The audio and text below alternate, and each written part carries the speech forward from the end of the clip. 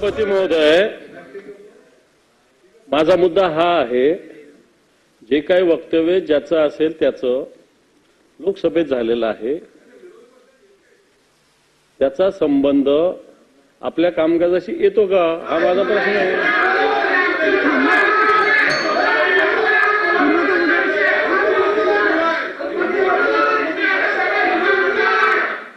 मला असं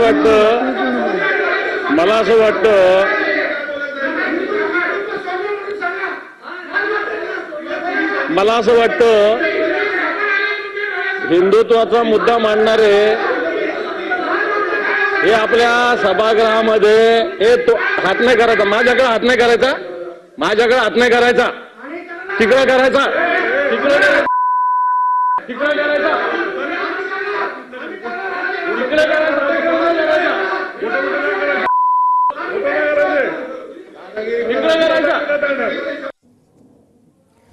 तर काल नेमकं काय झालेलं होतं ते आपण या ठिकाणी पाहिलेलं आहे आणि आता प्रसाद लाड हे आक्रमक झालेले आहेत.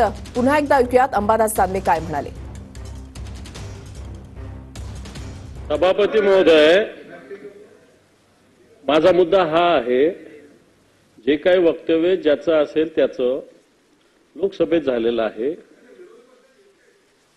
त्याचा संबंध आपल्या कामकाजाशी येतो का, हा माझा प्रश्न आहे.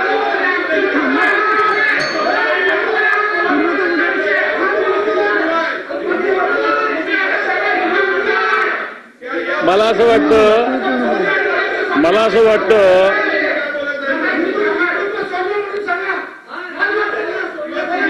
असं वाटतं हिंदुत्वाचा मुद्दा मांडणारे हे आपल्या सभागृहामध्ये हात नाही करायचा, माझ्याकडे हात नाही करायचा, तिकडे करायचा.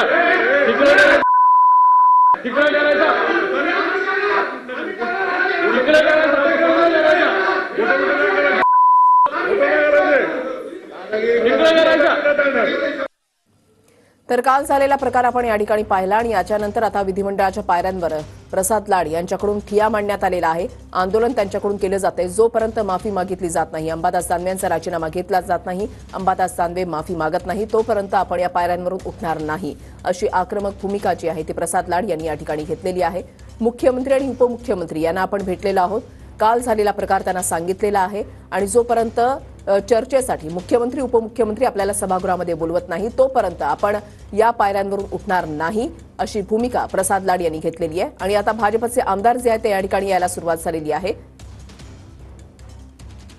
सर, विधान परिषदेमध्ये झालेल्या शिवविवाह प्रकरणानंतर आता प्रसाद लाड जे पायरीवरती आंदोलन करतायत, अंबादास दानवे यांना हटवा अशी ते मागणी करतायत, काय म्हणतात? यामध्ये नेमकं काय घडलेलं आहे या बाबतीत मला बारकावे माहीत नाही. सर, विधान परिषदेमध्ये झालेल्या शिवविवाह प्रकरणानंतर आता प्रसाद लाड जे पायरीवरती आंदोलन करतायत, अंबादास दानवे यांना हटवा अशी ते मागणी करतायत, काय म्हणतात? यामध्ये नेमकं काय घडलेलं आहे या बाबतीत मला बारकावे माहीत नाही. तर बाळासाहेब थोरात यांची प्रतिक्रिया आपण या ठिकाणी पाहत होतात आणि आता महायुतीचे आमदार जे आहेत ते सभागृहामध्ये पोहोचतायत. मात्र त्याआधी या पायऱ्यांवर उभे राहून प्रसाद लाड यांच्यासोबत आपण आहोत, हा मेसेज जो आहे तो दिला जातोय. अंबादास दानवेंच्या राजीनाम्याची मागणी प्रसाद लाड यांच्याकडून करण्यात आलेली आहे. अंबादास दानवेंनी माफी मागावी असं प्रसाद लाड यांचं म्हणणं आहे. जोपर्यंत मुख्यमंत्री आणि उपमुख्यमंत्री आपल्याला चर्चेसाठी सभागृहामध्ये बोलवत नाही, तोपर्यंत आपण या ठिकाणाहून उठणार नाही, अशी आक्रमक भूमिका जी आहे ती प्रसाद लाड यांनी घेतलेली आहे. प्रसाद लाड यांच्याकडून विधान भवनाच्या पायऱ्यांवर ठिय्या मांडला गेलेला आहे.